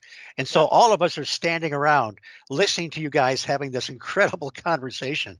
And I wish we could have it on tape, but it was just fascinating. And speaking of Keel, at one time, David Paulides stops and he looks up and he says, John Keel, he was ahead of his time. And I think he probably was. Oh, definitely. Yep. Go ahead. No, I was going to say, so much of what I found out years later, and so many other new things that I found out in more recent years, are very similar to a lot of what he brought up. Well, let's, I'm going to, just for a moment, I want to pick on the flesh and blood cryptid seekers, the flesh and blood Bigfooters. This is for you, Stan. With the incredible amount of evidence, I mean, if we listen to the experiences that are reported by the individual. I remember you telling me that you had interviewed people that had been interviewed by other researchers, and they were telling them about their Bigfoot report. But then they said, you know what? I saw this strange light, and I don't care about the strange light. I want to hear about your Bigfoot report. So doesn't it seems to me for it to be harder and harder to look at this thing, what I would say in that narrow perspective, that these things are simply unknown animals. Oh, yeah. And again, these strange lights and spheres of light and other anomalies have been shown up more and more. Here's an interesting case that happened in May of 2019 outside of Pittsburgh. And again, and here's something else that's really intriguing, by the way, before I tell you the details. You know, most people think, well, these Bigfoot creatures and these other strange animals are only being seen in really heavily forested, wooded areas. But that's not the case. We're getting more and more reports now in more populated areas, like right outside of Pittsburgh, for example. There have been sightings around Philadelphia. All over the country, we're getting more and more reports of these things in more populated areas. So here's the case in May of 2019. This fella got awakened early in the morning and happened to be, I think, in the kitchen looking out the window. Well, his whole backyard, which goes into a large wood area, it's all has lights on the outside so he can see well. So here's this small Bigfoot, about 4.5, 5 feet tall, with long hair and walking on two legs, and you can see the long arms swinging as it's walking towards this wooded area. So as it approaches going into this woods, it goes in the woods. About 3 seconds later, at that exact location where it entered the woods, a bright sphere of light, about 3 to 4 inches in diameter, suddenly appears. And he said it was similar to looking directly in the front of a flashlight, but it's about 4 feet off the ground, and the light then moves a short distance and vanishes. A few seconds later, it reappears, but when it does, the small sphere emits a beam of light about 10 to 12 feet long, and a few seconds later, it vanishes and it's gone. Well, there you go. Right there, that story can go right back to our Pine Barrens Bigfoot, because Eric Spinner, the Bigfoot researcher, said that he was taking a team up on this trail, and some of the members couldn't really do the hill because they weren't in shape. So he had them stay back, and he went up with a couple of his researchers.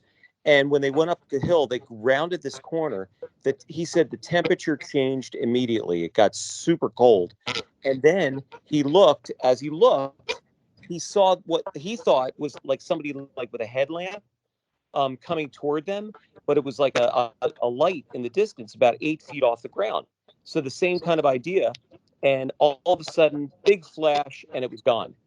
So it's amazing that we have all these similarities here, you know, and it goes right back to the Bigfoot UFO connection, which, by the way, I've always thought too.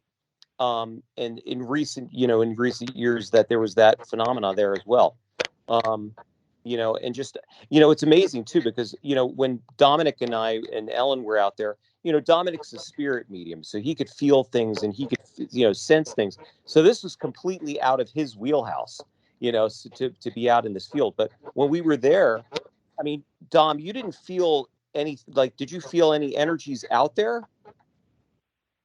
When we first got out there, no, and it was a very short time, and that's something was telling me to look up because I couldn't believe how clear it had gotten. Right. And I mean, it was overcast, and just where we were, it was crystal clear skies.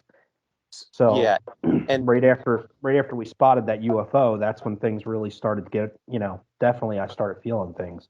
So all three of us, Dominic spotted it first, and we looked up and saw this UFO, and you see it in the video. But the other thing is the electronic fog. I mean, that was one thing that Stan was really interested about, because there's this mist. And we even asked Eric Spinner, the Bigfoot researcher, had he ever encountered any kind of mist.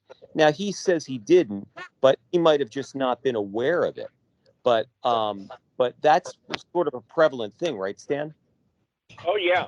And in fact, I hear a lot of reports of these things, of a Bigfoot, for example, or something that looks like a Bigfoot that's just, you can see the whole shape of it, but it's not solidly physical, kind of misty or foggy looking. I've heard other people tell you about seeing cryptids, some with glowing eyes that are just surrounded in like a mist or a fog that just comes out of nowhere. Yeah, that's something that's becoming up more and more common. Well, Lee and Steve, I didn't know if I told you this or not, but Lee sent me and Dominic and Ellen a video, which will blow you away. Is this the like a fire you couldn't see Yeah. with the naked eye? Did he send it to you? Yeah. Yes, and I forwarded it via email to Brandy, so we Oh, both see good. it. Oh, great. Because Stan, there's a video, and I'll send it to you as well. I mean, it's a video where it looks like there's a fire, and he was looking through an infrared scope, and it looks like a fire, and you can see the smoke and everything like that. But then he couldn't see it with the naked eye. It was like not even 100 feet away, and it was not there. That's mind blowing because it looks like Yeah. it's a real fire destroying wood or the grass or whatever, and there's There was smoke and nothing. everything, but there's nothing there. Nothing there. There were pictures that I didn't get into that video where he said he had pictures of portals. There is a picture, and it's just mind blowing. Where, and you probably saw it in the presentation, but it's these field lights that were in the field. It kind of looks like a doorway, and it's absolutely amazing. So he's keeping that one pretty close to the vest. Yeah, it looks like there's something in that doorway too. It does. I mean, Man, and here I've said I want to go out with you guys. Maybe you know what? I could be part of your team, but I would be the guy that sits behind the desk in the climate controlled office and had satellite dish, secretary, coffee, and I say, and then like Charlie's Angels, men and women. Here's what I want you to do, and well. Hey, Steve, we need Charlie. but Steve, we need somebody to stay down by the bait area. Yeah. Well, as I said, I probably move slower than the rest of you. I know I move slower than Ellen. She can move pretty quickly when need be. But she when we heard She's these great. and she dove right into that truck. Yes. Yep. And a lot of people, there was some comments on Facebook saying, why didn't you guys stay out there longer? And I'm sorry, the safety of the team was more important than anything because this thing was coming toward us. I have a quick question. Yeah. Yes. For all of you, have there ever been any reports of any of these creatures or phenomena actually injuring people? I think Linda Godfrey had a story on some teenagers who were along a path somewhere, and they were walking along a path, and they just came into the woods, and they saw this creature. It was like the Beast of Bray Road. It was like a dog man. And they turned around, they started to run, and this dog man reached out for the last person in line and scratched the clothing and caused tears in the clothing. It didn't cause any tears on the flesh, but it almost caught the kid. And after it did that, it stopped and it turned and ran away. And they showed that evidence to the police, and the police said, I think you guys are just nuts and playing games, and this is a hoax. But Linda Godfrey said she spoke individually to the teenagers, and they all said the same story. Mm-hmm. So it reached out. And what about Stan in Pennsylvania? Have there been any, reports that people have actually been injured? I cannot.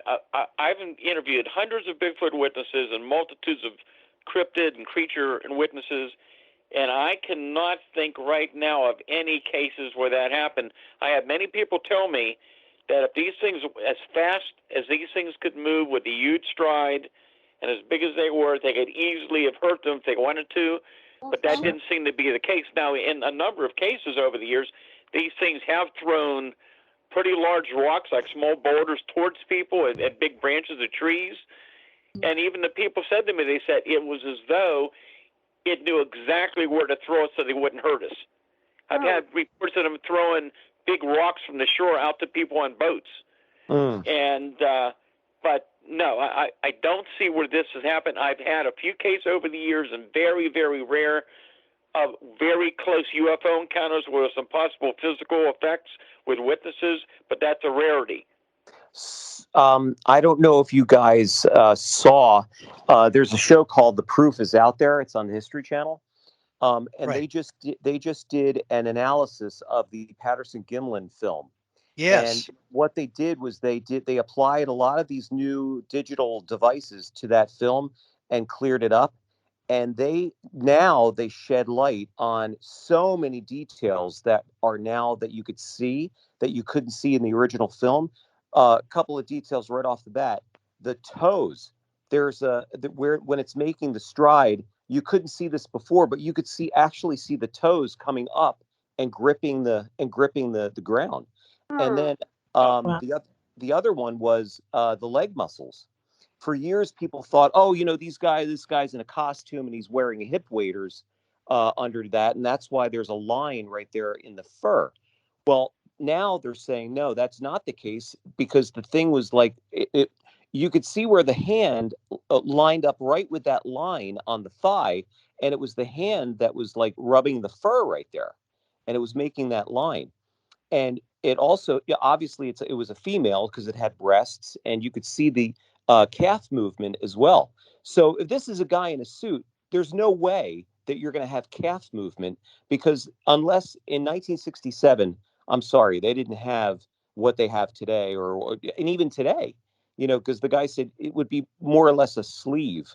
It would be like just going Right. over your leg, and it's not going to produce any kind of muscle movement. But this did. And it was fascinating. So it's Well, a one of whole the guys. Go ahead, Eric. no. I was going to say it's a big game changer. One of the guys there was Bill Moon, and I saw him speak at the Creature Weekend one time, and Mm-hmm. he showed.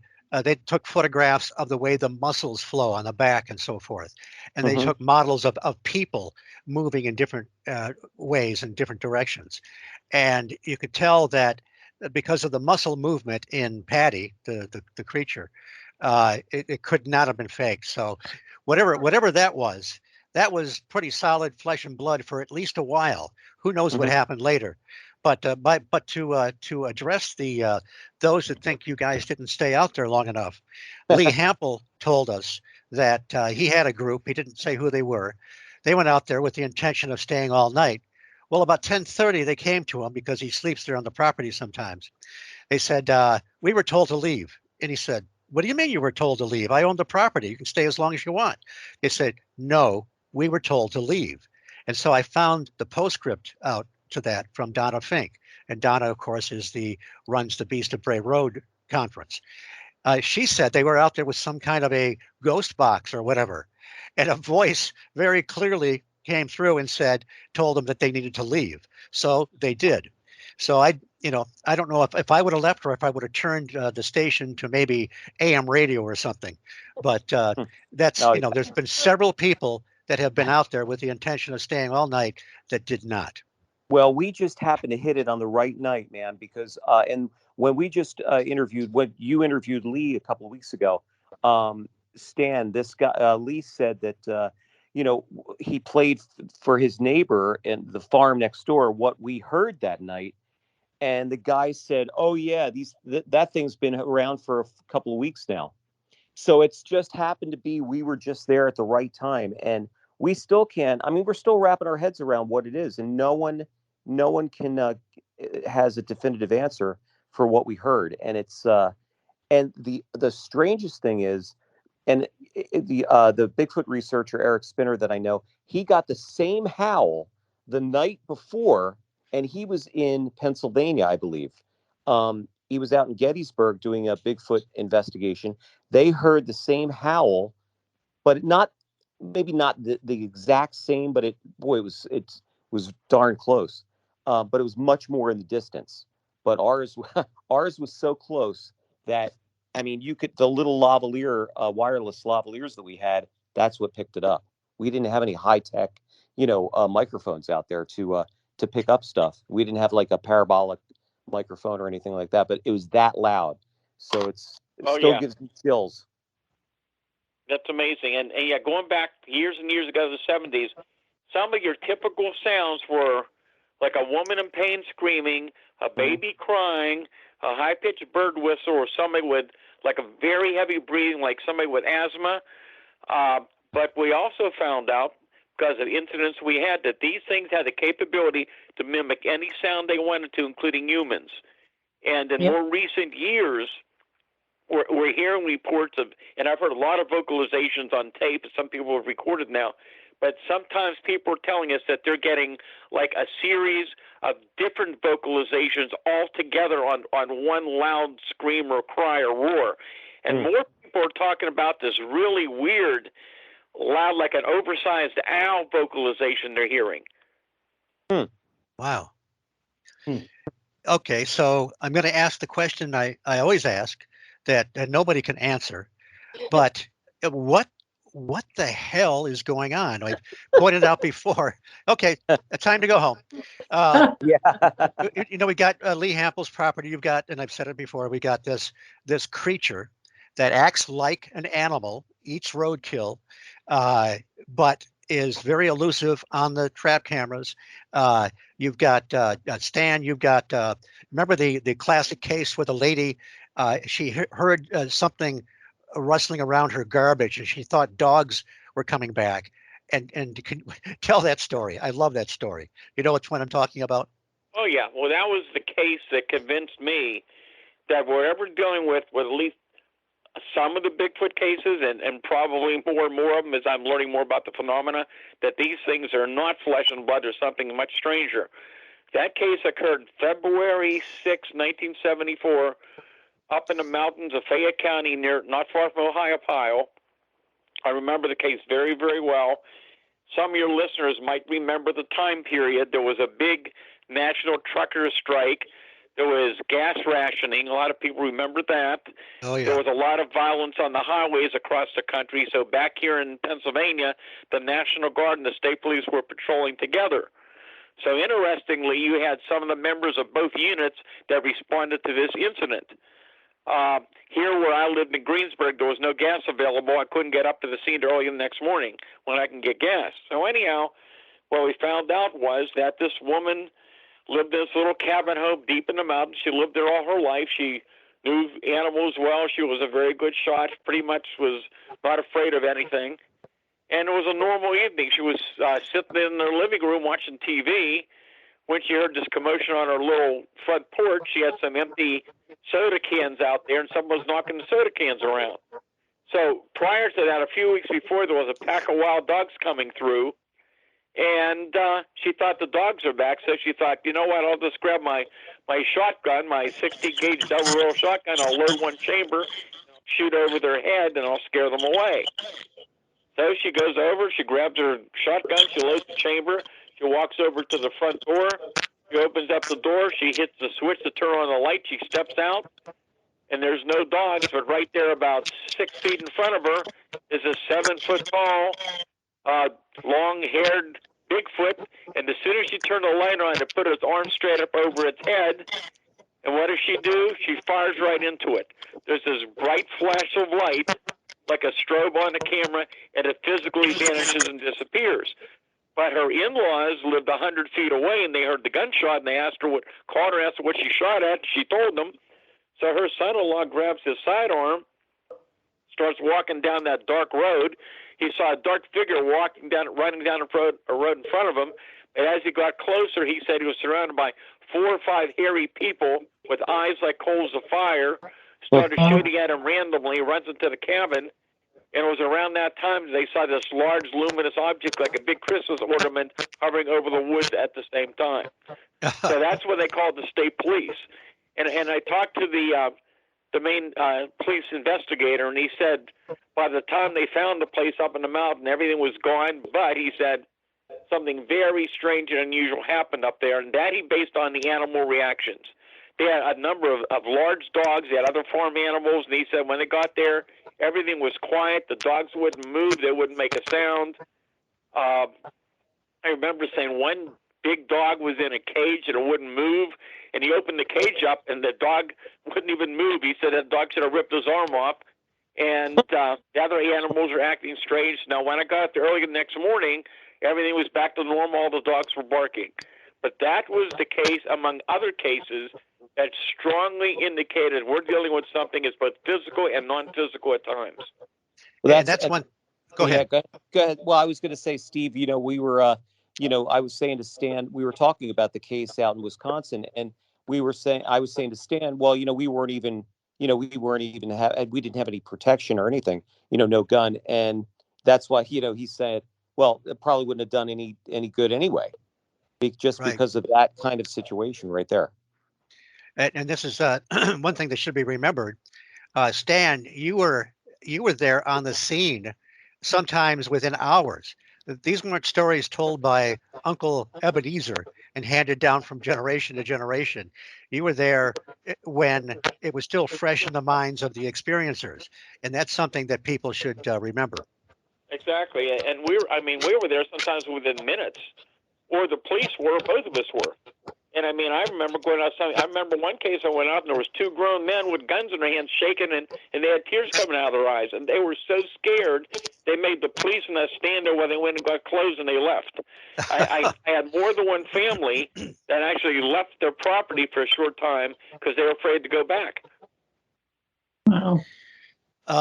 I guess we should probably start winding down, but there's so much to talk about. I hope you'll come back sometime, Stan, and with your busy schedule. And I hope the Bucks County people will come back too, because this has been great.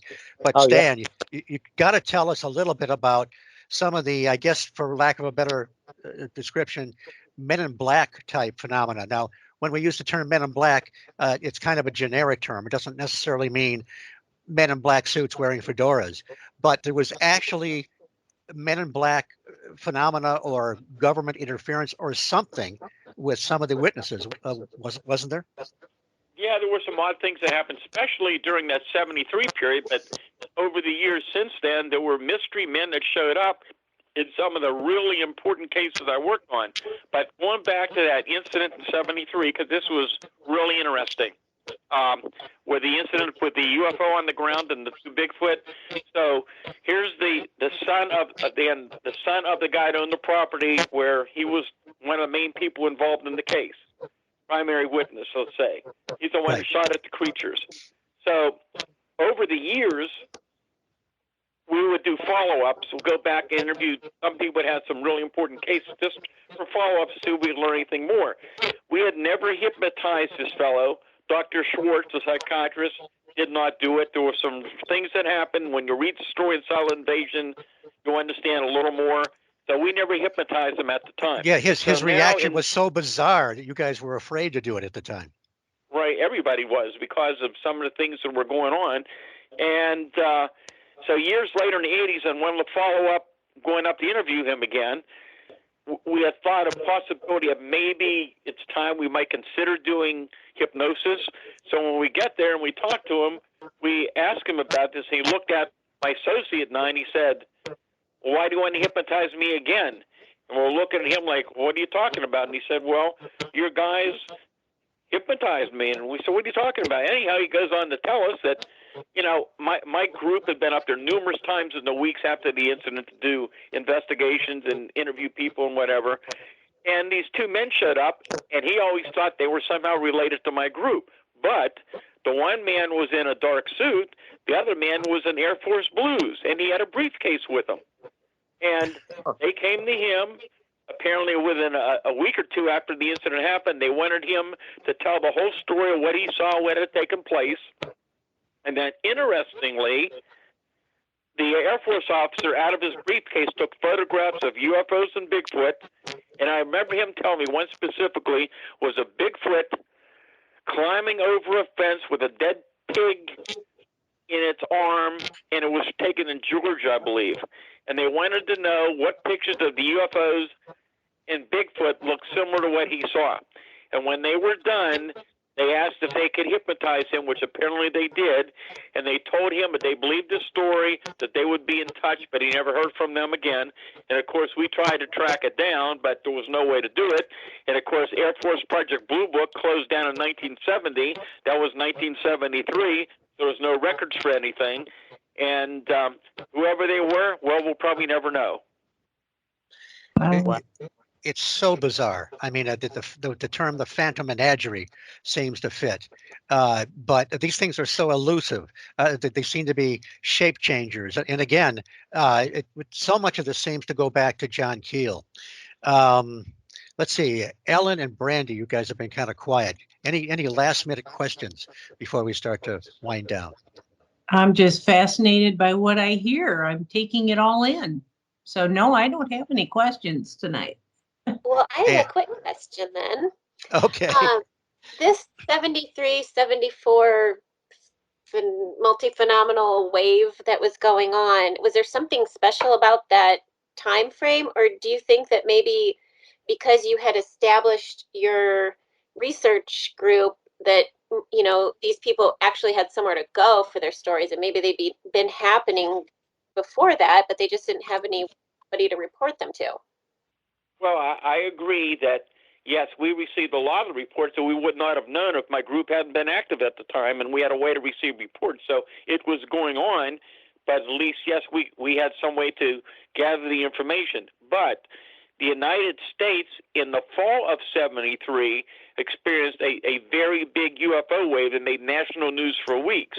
But That's here right. in Pennsylvania, it had been going on here all year long, and there was more than normal Bigfoot activity going on in a number of other states as well during 73, but nothing like it was here in Pennsylvania. But there were some other areas reporting strange things. In one area, one fellow I was in touch with, and this is something most people don't even know about. There was an area of Tennessee that was having all the weird stuff going on down there with the same thing: UFOs, Bigfoot, mystery men, all kind of stuff was going on. It was Giles County, Tennessee. I remember that. And there was a newsman down there who was gathering this information. He was publishing it in a small newspaper. He wrote a small private publication about it, but he died years ago, and I have never seen that publication around anywhere. But that was the that fall there was a wave of humanoid reports. That's when the Pascagoula aliens, the Mississippi fishermen, were abducted. And all, who was it? David Webb of the Center for UFO Studies wrote a book called 1973, Year of the Humanoids, and he documents a lot of those cases. So yeah, it was things were going on all the time at that time period. Eric, Dominic. Oh, I mean, the whole subject obviously fascinates me, and talking to Stan, I mean, it's like you get a history lesson of all of the the high strangeness, UFOs, Bigfoot. I mean, because he was there. You're on the scene, Stan. I mean, that's just something that researchers can only hope to be on that scene within minutes. But we've been lucky, very, very lucky lately to be involved in a lot of these cases, and we're getting evidence. I mean, we're getting evidence as soon as we get out there. And same thing when we were in the Pine Barrens, right, Dom? Like within 10 minutes, we're getting activity. And going back to the Pascagoula, I had the pleasure of interviewing Calvin Parker, who was abducted. I mean, and he swears by what happened to this day. I mean, and some of the things that he described were absolutely amazing, and I mean, and terrifying. I mean, this guy, Brandy was talking about, have these things injured anybody? I mean, right there, Calvin, when he was being abducted, he said that this creature put its finger down its throat and then turned its finger up into his nasal cavity, and blood just came right down on his shirt. So yeah, and I always thought to myself, well, maybe were they inserting a tracking device, maybe. So I don't know, but he swears by it to this day. And what a great guy he is too to talk to. Phenomenal guy. So all of these cases are just, I mean, it's like we always, and in every one of our videos, we always say we leave with more questions than answers, and it's so true. Yeah, absolutely. And about Pascagoula, in about 76, I think it was, which is 3 years afterwards, the informal UFO group I was involved in, there were a few professional people in it as well. We knew early on that they were telling the truth because Charles Hickson, who was the other guy who's deceased, he wrote a book with Menendez, I'm not sure, called The Pascagoula Incident. Mhm. And the sort of de facto leader of our group got a hold of a cassette recording of when they first went into the sheriff's office. The sheriff, the famous situation where the sheriff left the recorder running, he went out of the office. So Hickson and Parker are talking amongst each other. So we heard this. You can hear this now on YouTube or at the internet, but we Mhm. could hear these guys talking to each other, saying things like, "Did you see that? Did Mhm. you knew Oh, that they weren't faking it? They didn't even know they were being recorded, so they oh were yeah. really freaked out." I mean, even go back to the Betty and Barney Hill incident with with their when they were under hypnosis. You could hear that on YouTube as well, and I mean, they're absolutely terrified. I mean, it'll bring tears to your eyes to listen to Barney's account of what happened. And to bring this full circle, we talked about Dr. Berthold Schwartz, who Stan was in connection with, and who wrote a great book called UFO Dynamics. He interviewed Betty Hill uh, extensively, and you can get information there and from Kathleen Marden in Captured, that book. But I Mhm. encourage people to follow that, because the events that happened to them afterwards, after the abduction, were even stranger than the abduction experience. Oh Um, yeah. yeah, it's just remarkable. So I guess Stan, any closing comments or anything you'd like to talk about? Yeah, two things. One thing I want to stress, when we're talking about these cases with UFOs and Bigfoot seen together, I am not suggesting that Bigfoot is riding around in a spacecraft from another planet or it's a Good pilot point. in one, because we don't know for sure what the UFO phenomenon is. I've said years ago, again, there may be more than one origin to the unknown category. Maybe a small number are extraterrestrial. But I think more and more we're dealing with something that's physical and non-physical, both maybe, for lack of a better term, interdimensional. There's other possibilities out there. We just don't know what we're dealing with. But here's something that's interesting, too, and this is something you rarely hear about with the Bigfoot cases. It's of the hundreds I've worked on, extremely rare to hear people claiming to have had some type of telepathic mental communication with a Bigfoot. In some parts of the country, apparently it's much more common. But I was a witness to this. This is back in the 80s. This would be down along the Chestnut Ridge in Westmoreland County. We have been called out because people out there have been seeing this Bigfoot coming down from the ridge very close. And there was a group of people there, and one of the people was very upset and said that this thing had been mentally trying to communicate. And while we were there, this person said, the creature is telling me that tomorrow morning, the next morning, over this little town about 15 miles away in another county, there will be a UFO incident there tomorrow morning. And the next morning, there's multiple reports of this very strange, loud sound over top of that little town. In fact, they sent the police and the fire departments out to search, and it made the news. Wow. Stan, I'm glad you pointed out that so often people think in a straight line. Well, we see a craft and we see Bigfoot. They must have the aliens must have let Bigfoot out to stretch their legs or whatever. But it's probably not that straightforward. A, B, C. I've called these things sort of paranormal dioramas. I mean, we don't know if it's how it manifests. We don't know how it connects. So, but it's important to listen to the witnesses and look, because the patterns will show up. You don't have to create them. You don't have to imagine them. And was there anything else, Stan? No, that's it. It was a great show. I enjoyed being on. I'm sure we'll do it again. I'd like people to go to my website if they're interested. It's stangordon.info, I-N-F-O. They can contact me. The phone number is 724-838-7768. Email, and all this is on my website, but email would be paufo@comcast.net. And my books are available on Amazon.com and BarnesandNoble.com. And they should check out your books, and they should be watching early in January for the fourth book. Yep, it should be out.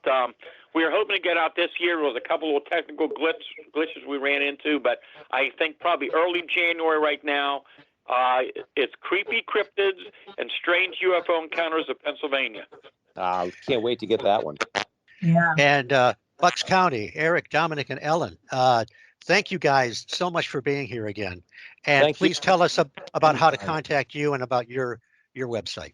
Yeah, absolutely. People could find us on Facebook at Bucks County Paranormal Investigations. I actually am working on a dedicated website right now, so that'll be ready to go before Christmas, and then people can find us there. But we also have a YouTube channel. It's Bucks County Paranormal Investigations. All our videos are there. We're also on all the usual Instagram, Twitter, and the TV stations. If people have Amazon Fire TV or Roku TV or Apple TV, all they have to do is add Princeton Television to their device, and you'll be able to see us every night, every Saturday night at 10 o'clock on any of those streaming services. So and we've got a lot of cases coming up. We've got a lot of videos coming up for the new year. So we're in the holidays right now. Me being a jazz musician, of course, I'm very busy with my other profession as a professional jazz musician. We're doing a lot of concerts this month. And then Dominic and Ellen and I will be back in the field ready to go again next year. Excellent. And by the way, are you guys going to be speaking at the Bray Road Conference this year? We are. Yeah. Well, so are Brandy and I. That's going to be awesome. Oh, awesome. Yeah, so we'll all be speakers there. That'll be great. So, that's going to be incredible. That's going to be awesome. Yes, it will be. And Donnie did such a good job last year. She should try to get that Stan Gordon guy out there, but he's so busy. Definitely. We'll get him out there. And if all goes right and things are better with the virus situation, I expect I'll be speaking at the Monster Bash this year. Oh, I'd love to go back. That, ladies and gentlemen, that is so much fun. But that's another story. And we'll have to get out. We'll have to get out there. Let me know if you're doing that, Stan. We'll get out there and support you. All right, sounds good. Just keep checking the website. I'll try to get the information up there when we get closer. Cool. And Brandy, I'm so glad you were here. This has been a great ride to do all these shows, and we'll be doing more of them.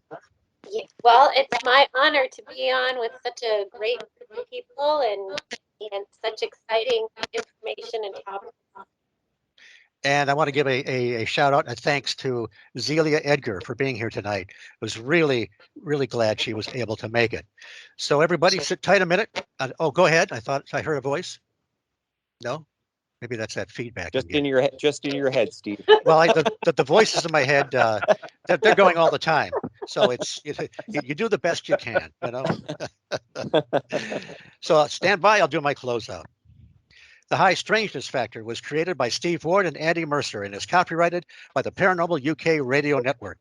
I want to thank Irene Allen Block and Mark Johnson, who, of course, are our fearless leaders here at the network. Andy Mercer, who does double duty but only gets paid for one as regular co-host and producer. Brian Zeller for the original music for the show. And I am Steve Ward, your humble host here on the High Strangeness Factor, a displaced Yank here on the Paranormal UK Radio Network. Thank you for listening. I will see you all again in a fortnight. Take care.